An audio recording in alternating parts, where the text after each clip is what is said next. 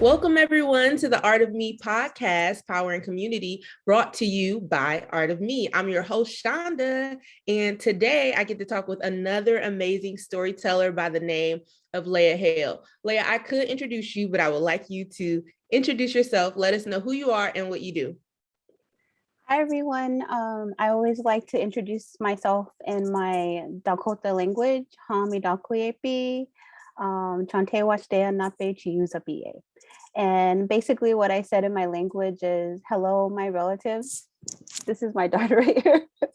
I said, hello, my relatives. It's good to see you all. I greet you all with a warm handshake is what I said in the language. So I am an Indigenous filmmaker on my maternal side of my family. I come from the Dakota people, and on my paternal side, I come from the Dene, also known as the Navajo Nation. But I was born and raised out in the Los Angeles American Indian community, but I now make my home in the Twin Cities area in St. Paul, Minnesota.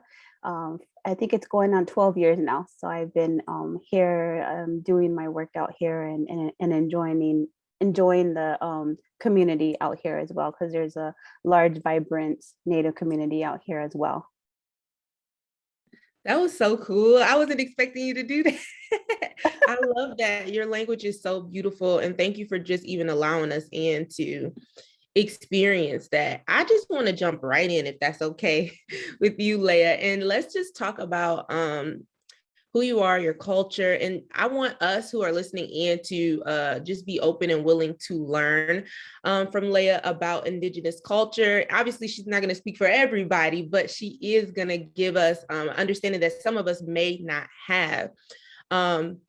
So what do you feel right now in media is the ideal position for Indigenous creatives to be in creativity, in maybe even like powerful media spots? Like, what would you feel would be helpful for Indigenous stories to be able to be told? Where would you like Indigenous people to be? So that's a very good question.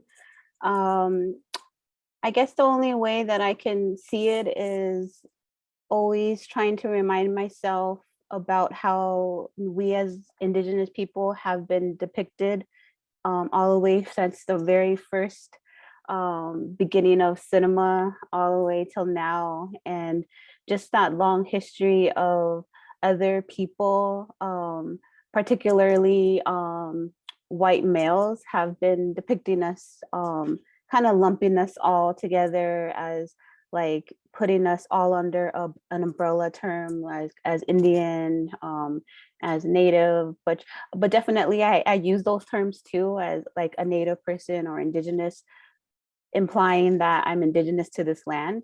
But it definitely goes deeper within that, because there's over 500 recognized tribe currently in the country, in the United States, and every single tribe is very different. They all have different languages, different cultures. So definitely that lumping of us all together and putting us under like one category as if we're all look alike, speak alike, and our image is just very similar. Just seeing that depicted, learning myself by going through film school, learning about the John Ford movies, the Western movies, and how we're the enemies, how we're always being like trying to take something away from the white population, and just all of that.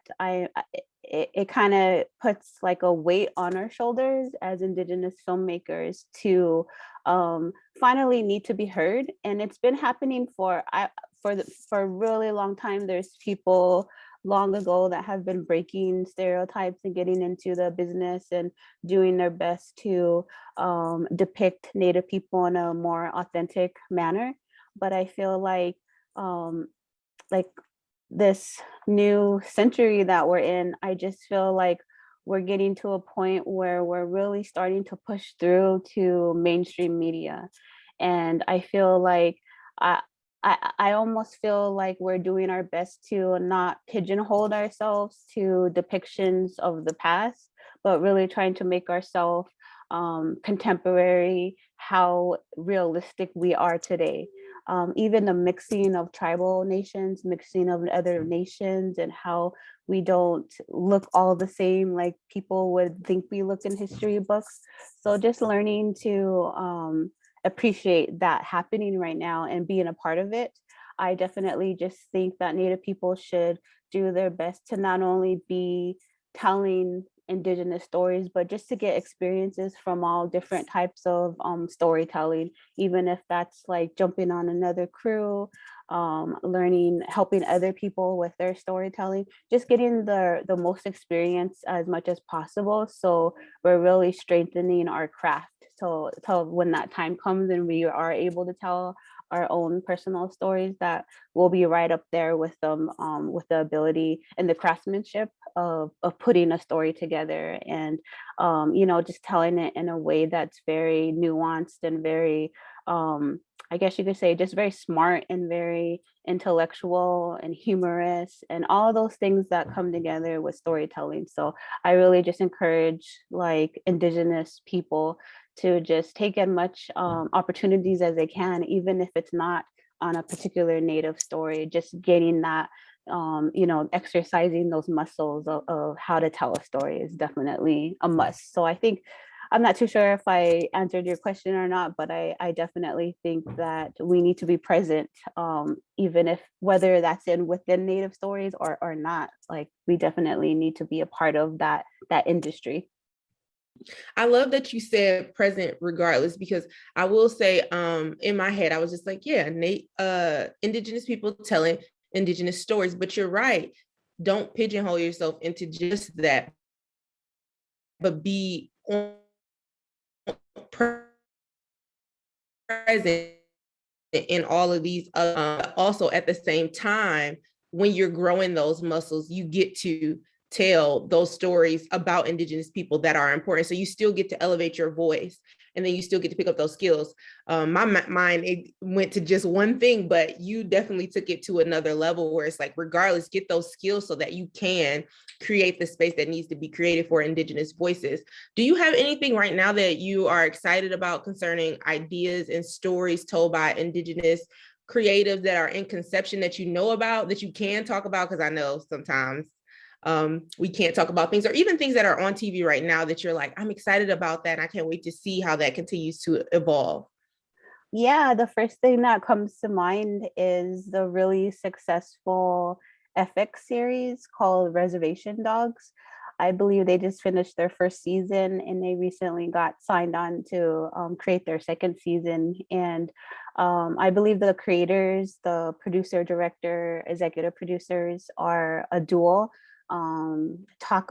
Takai Watiti, I believe his name is. He's Indigenous from, I'm sorry if I mispronounced his name, but he's Indigenous from New Zealand, and also an Indigenous, a Native person from Oklahoma, Sterling Harjo.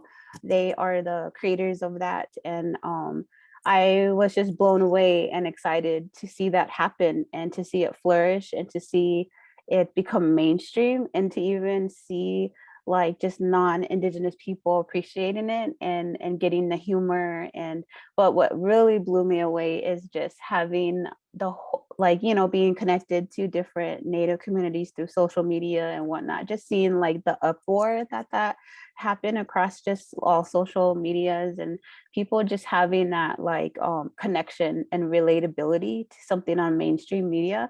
To me, that I was just like blown away and happy that that was happening, and kind of just widening that door for us, because there's certainly a lot of us that have made those those leaps and those breakthroughs, but I felt like it's been happening, like sporadically every now and then, every other decade, like somebody will have like a breakthrough.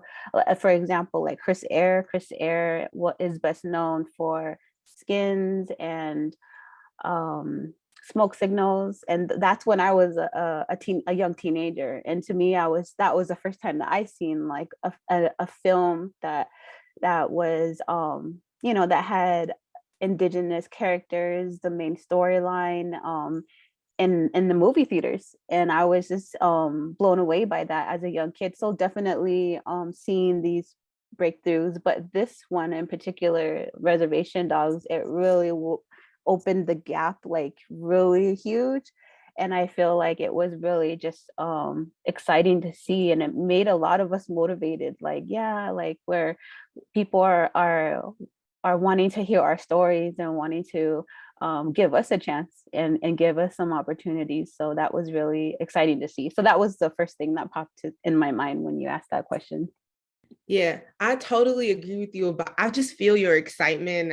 I just, like I told you last time we talked, I just got chills listening to you talk because I'm for it. Like, and I think a lot of people are for, and we're seeing a lot of people in the entire world be for people being pulled out of these limited positions where they haven't been able to express themselves and they haven't been able to be themselves and talk about their culture. And it is exciting to see something like Reservation Dogs take off. Like, it's super exciting. And I'm just 100% happy for everybody that belongs to that community because it is a chance to just grow. And it's just exciting. I can't wait to see what else comes out of the Native community, because I know there's so many stories in there. And even you, Leya, and the things you do, there's so many things that we need to hear and we need to see that we haven't been able to see. And speaking of seeing, I want to talk to you a little bit about growing up and not seeing yourself represented in media outside of the stereotypical tropes. You touched on this a little bit, but as a child, when you think back, what was that like? Well, it was definitely tough, not seeing, because since I grew up in the Los Angeles area, there's a large Native population out there, but because it's so, just populated with, so diverse, and such a large population in general out there, we're still like a needle in a haystack. We're kind of like sparsed around out there. So, but there's definitely a strong Native presence in the community. But I felt like we had to work to, get together. We would come together for cultural events on the weekends, powwows. There's like Native centers that I grew up going to, like programming. So I was fortunate enough to like see and be around my Native peers growing up. But for instance, like maybe in my high school, there was probably like 3,500 kids, and maybe there's like 5 of us or something. And I didn't even know some of them were Native until like really like long ago. I ran into them and they're like, "Oh, I never introduced myself and I'm Native." So it just being, I guess you can say, just around so many different people and not seeing yourself representative in mainstream media, it definitely takes a toll on your self-confidence. Just for instance, like I remember like going to the movies, and maybe I might have been like with a group of friends, and then for some reason in some movie there might be like just a Native person that pops up out of nowhere that's unexpected, and I would find myself like kind of shrinking in my chair. Like instead of as a young person feeling proud, like, oh my God, there's a Native person on the screen, it was the opposite effect. I almost felt like, oh my God, they're seeing us. I just felt like it wasn't normal. So when I would see it, unless it was like a Native produced film, or like something that was very spectacular, huge production, like Dances with Wolves or something, where you knew you were going to see like Native images depicted on the screen. But then if I ever found myself watching something and then there just happened to be like a Native person in the background, or like a Native character all of a sudden is like a supporting role, I just really found myself feeling like out of place, like didn't know like how should I feel? Should I feel proud? Should I feel, I don't know, I've always just kind of felt like it was odd to see that for me. So definitely I think, I don't know, I think it took a toll on my self-confidence, and just, yeah. And then I almost felt like when I would see sometimes Native images, I don't want to admit this, but I'm going to. I almost would be like critical, like, okay, like, so what are they doing? Like, what I mean? Because when you don't see yourself, and then when you finally see yourself, you're like, well, that's not how I look, or that's not, you know what I mean? Or I keep like questioning all of these things. And I'm just like, why can't I enjoy the story that they're telling? Because I'm being overly critical of how they're depicting this native image on the screen, or a native character. So it was just like really all over the place, and not feeling, just confident to see myself, until finally I started, once I got older and started learning more about why was I feeling that way, and the history about like how we were depicted. I just felt like that was probably me experiencing the side effects of just not being seen, and then finally being seen for the first time by watching myself on the screen, and through the, like through somebody else's depiction of a native person. And then you could tell too, like you can tell if it's a non-native, like producers or directors, and how they're depicting the person. So that plays a lot into just how an image is portrayed and seen. So definitely just having like all of these questions coming at me at once was, it's hard when you just don't have anything to compare it to as well.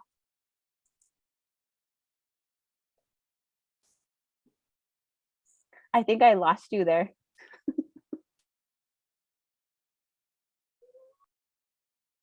And I like what you said about like you can I hope that I think they'll edit it to work out. But what I was gonna say was I love how you said you can tell sometimes when it's non-native directors and people putting things together, because I did want to talk to you about gatekeeping. Like it's not that Indigenous people haven't wanted to create film and wanted to put out creative things, but there has been some gatekeeping in Hollywood, in the industry. What is that like being an Indigenous woman trying to push past those gatekeepers? Um, well, definitely there are certainly gatekeepers. Like to me, when I hear the word gatekeepers, I think of like funders. I think of just when you're networking and trying to get establish relationships with people that potentially have like connections, or connections of funders, or connections to distributors, or those types of things. But I try my best not to worry about that too much. I feel like I know there's a limited amount of resources, especially when it comes to Native filmmakers in particular. Like for instance, there might be particular grants that are given every year.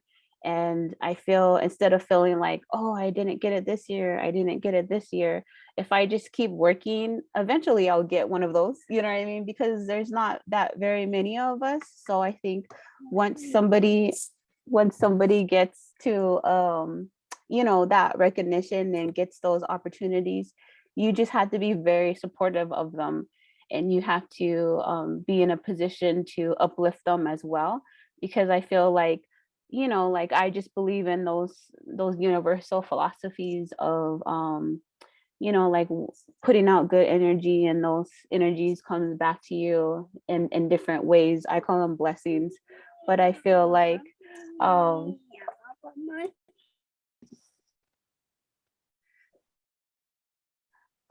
so basically I was just trying to say that so knowing that there's limited amount of resources in regards to gaining funding or fellowships that allow you to, become acquainted with the industry and the practices and the process, and access to mentors, that definitely it it almost feels as if I just wait and continue to do what I'm doing, that time will eventually come.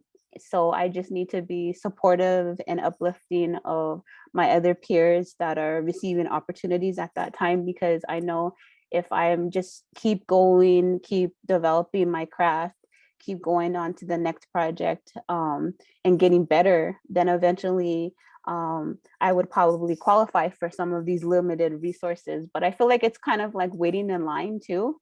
So you just need to But maybe that might not be the same for other people. Maybe the people, might be more determined than I am, and like get around some of these opportunities, or find better opportunities, or find like other doors to go through. But I'm just always like kind of just waiting for those opportunities to be presented to me, maybe even invited to. If when I'm just like making sure that I'm in the moment and focusing on like whatever project or film that I'm creating at that time, and doing my best and giving my all to it. But I do know it's like a balancing act too, like trying to make sure like you're seeking funding for the next project, or you're doing your best to network with different individuals. So maybe you might get access to some type of distribution in the future. So kind of just like keeping one foot in that area of the networking part of it, but always like being in the present and doing your best to fulfill your obligation of telling a really good story. And I think those opportunities will come knocking on your door instead of you having to like really go seek them. But definitely I think just kind of finding that balance is key. So, and I think you, Leya, I know you tell a lot of stories about real people and real issues as you create documentaries. And I wanted to get your advice just for our students listening in when we're going into communities, even our own communities, and telling these impactful stories. We do want to make sure that we don't use these stories for our personal gains, or do anything that would be harmful when we're telling these stories. So I guess my question is, to tell the stories you tell, I feel like you have to be genuinely connected to the community. So in your own words, what's the difference between exploiting and empowering a community when filming a documentary? Yeah. So definitely that's a tightrope. Sometimes some of us walk, because I'm always trying to think of, well, first of all, I think when I come to a story, a lot of stories come to me, whether that be an individual or an organization coming to me and asking, can you tell the story for us? So I'm just like, and in our culture, a lot of this like universal thought process is, if like somebody comes to you and asks you for help, you do your best to help them. And then if I can, I would definitely, like try to find somebody that could replace me if for some reason it doesn't work out, where I'm not available during a certain time. But I always try to find myself, I always try to do my best to help them. If somebody does ask like, oh, I really would like you to tell my story, or I would like to help, I would like your help in telling this particular story. And definitely I do my best to always, and if I come to a story and I may not know, maybe it's a different community that I'm coming into, I try my best to find support right away, and find people that I may know, that I may be connected to. Because I think when you come from a community, you just have like, you have roots, and your roots kind of go like really far and all over the place through people and relationships. So if you may not come from a certain community, but you're from a particular community yourself, you're going to have people that are somehow connected to that community. So that's kind of how I work, is I find those people that to introduce me to other people, to kind of be that person to hold my hand and take me into this, and tell me, because I trust them to make sure like you're going after people, you're seeking help from individuals that that you trust, that you have an established relationship with, and they will introduce me to key people, and then those people will tell me, like, well, this is the right person to talk to, or I suggest this person. So then you get those recommendations that way. So it's a lot of work, you know what I mean? It's a lot of what we call like even development work, like to just find those people and to gain that support. Because I feel like when you like, just being a Native person, it just doesn't give me the right to go to any Native community and then just start filming and say like, I have the right because I'm Native and you guys are Native. Like I said early on in the talk, we're all different, and we can't expect like my beliefs to be the same as somebody else. and you always have to approach those things in a respectful way. So even things like gift giving, like that's something that's very I guess honorable in our culture. Like when you come to somebody and you even ask them like to be a part of a documentary or a film, like definitely giving those cultural gift exchange in the beginning, really establishing like in-person discussions, talking about, like just talking from your heart and telling them why you're doing this project, what's the greater purpose of it, what is your vision, what do you want younger people, what do you want your audience to take from, and how that person in particular that you're asking help from, how are they going to contribute, how important, even if like they're couple sound bites that make it into the film, like how impactful that would be into the overall development of like passing on important messages that will uplift people.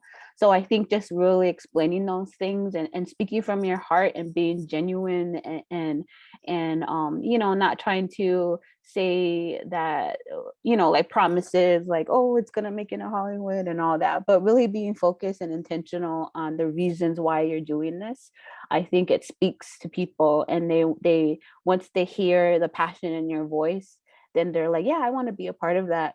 So I think it takes more work, just opposed to a non-native person coming into a community and they're just like, okay, who wants to be interviewed? And then they don't really know, like, but I feel like nowadays with the movement of social movements happening and the rise of BIPOC voices, I think a lot of non-BIPOC producers and directors, they're catching on to that, and they're hiring like BIPOC people in the community to say like, okay, can you be a consultant? Can you show me the ways? Can you like make those introductions? But for a long time, they weren't doing that. And they were just, and then that's why I think the exploitation happens, because when you tell a story, especially when it talks about like trauma or really like horrific things that happen maybe historically or happening now, and then you're making like these people relive those events, and then all of a sudden once you say cut and you wrap up and you take off, and then you just leave that person with their open wound. But I feel like when you're coming from it, and you're from that community, you're always going to be connected to that person again. So it's not like you're just cutting a tie and taking off and never coming back to that community again. So I think continuing those relationships, even myself, I try to incorporate like some of our traditional medicines, like sage, which is pretty universal now. A lot of other cultures are starting to tap into that, but just like utilizing them within my crew, bringing those when we're having interviews, and doing my best to provide that good feeling and comforting feeling when they're talking about these, sometimes if they're really traumatic events that happen in their lives, just to make sure that they know that they're in a safe space, like creating safe spaces, and not just giving that feeling where, okay, we got to be on time, we need your story, and then just like leaving and not ever like following up or like continuing that relationship. So I definitely think that is probably the best approach, but there's no one way of doing that, like it's just you're bringing in your culture. So maybe it's your culture that you're bringing in, and you're saying like, well, this is what I do in my culture, I'm not, and then making sure that they feel comfortable on it, so you're not like just forcing kind of your beliefs on people, but giving them that option when it comes to incorporating those techniques to make people feel more comfortable. I love that. I love not leaving people to just deal with their open wounds, but leaving things with them, whether it be culturally or emotionally, and staying connected even after, to let people know, hey, I didn't just come here to tell your story so I can take it off and do something with it, but I came here to make impact. And speaking of impact, before we go, because we're running short on time, and I wish that we could talk to Leya all day, because I feel like you have so much more to give us, and we definitely need to have you on again. But I wanted to talk about your latest project that is coming out next year, 2022. And it is called Bring Her Home. Can you tell us really quickly, without like giving us everything, what the story is about, and why you wanted to tell this story, and what is the impact you're seeing? And then lastly, how can we stand with Indigenous women right now? I know there's a lot of questions in the next 5 minutes. You can concisely tell us, like, what is the story about? Why did you want to tell it? How's it impacting how's the story impacting everyone? And then how we can stand with Indigenous women right now. Sure. So Bring Her Home is a feature documentary about the missing and murdered Indigenous women epidemic.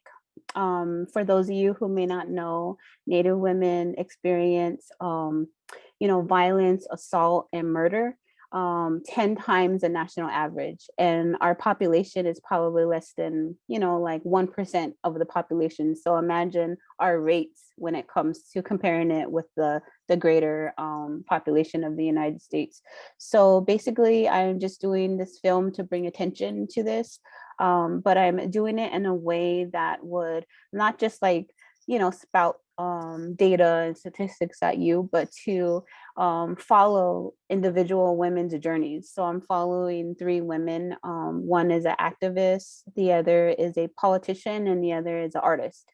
And I kind of chose different sectors to talk about not only their personal connection to, and the acronym we call it is MMIW, or some people are calling it MMIWR, in regards to missing and murdered Indigenous relations, like, because there's just definitely, it's just not affecting women. So basically, I am doing my best to tell these women's stories with their journey, and talking about how this impact of whatever personal incident that happened in their life, but to show how they definitely motivated them to do something, to take action. And not only that, but it's helping them finding ways to heal from it, and doing things that could help heal community, whether that's through art, activism, like passing different policies that would help, just track the information better, or changing policies like having police law enforcement go through specific trainings and those types of things that never existed before. Because and then there's this idea of invisibility, as Native people within their urban setting. Like sometimes we're just not even, when people call for help, sometimes it's just like, oh, so and so's missing, my daughter's missing, and then they'll just be like, oh, she's probably out drunk or partying, she'll be back another day, call us when she's back, and it's, you don't get the same treatment like if it's a, like a Caucasian young daughter that's missing, it'll be all over the news. And so we're trying to talk about that invisibility, and how do we become visible, how do we strengthen ourselves as women, and how do we bring back those matriarchal philosophies around us being life givers, us being decision makers of the community. Because that dichotomy, like how like it flipped, and we're like definitely not, our status is not how it once was when we used to, live in our societies long ago. So kind of reminding people about that. And it's more or less like a film to uplift women too, and to see if she went through that particular incident and now she's doing all these great things, then I could do that too. So that's kind of what the film is about. But basically, I just wanted to bring attention to it overall. And I just wanted to provide like an empowerment tool for Native women specifically, but I also wanted to the general audience become aware of it as well. So I feel like you individuals that are outside of the Native community, the best way to help is to support maybe some of these legislations are happening in your own state, in your own cities. So maybe just doing what you can to support it, you know what I mean? Like voting for the right people, or like starting to pay attention to some up and coming leaders, Indigenous leaders, whether that's in your region, or maybe whether that's like nationally, like our the newly elected Deb Haaland, who she's now, like running the interior Department of the United States, like seeing these women rise, like being supporters of them, I think is the best way we can do as a country to try and uplift people that would be the best decision makers to make things change and to make, you know, systematic change. So I think that would probably be the best way to help Indigenous people in general, and not just filmmakers. Thank you for that, Leya. I think that is a very practical way to pay attention to what's going on around us so we can support. And really quickly, where can we find Bring Her Home when it does premiere? So basically, it'll be premiering on PBS. So we're gonna actually send out a press release pretty soon. We just gotta confirm our date and those types of things, but it'll be in the spring. And right now we have a trailer on YouTube. I think if you just type in Bring Her Home documentary, it'll come up. So you can check out our YouTube, but we will definitely spread the word, probably put it on our YouTube page, like when it's going to be aired on PBS nationally. So basically your local PBS station will end up playing it once we, you know, make those confirmations on an actual premiere date. But yeah, just keep a ear out for when that happens. But I will definitely be trying to spread the news through social media and those outlets once we get a confirmation. So but yeah, just check out the trailer, Bring Her Home documentary on YouTube, and check out what the story looks like. Thanks so much for being on, Leya. It's been a joy. It truly has. And we've gotten a lot of information. We will also have the link to the documentary trailer on our social media. And then when it comes out, we definitely are going to put it on our Instagram and everything so you all can connect with it. And don't forget to connect with us at artofme.org on Instagram, Art of Me Productions on Facebook, and www.artofme.org is our website. Thank you all so much for listening. Thanks for being on, Leya. And everyone, we will see you on the next episode. Bye. Thank you so much. Bye.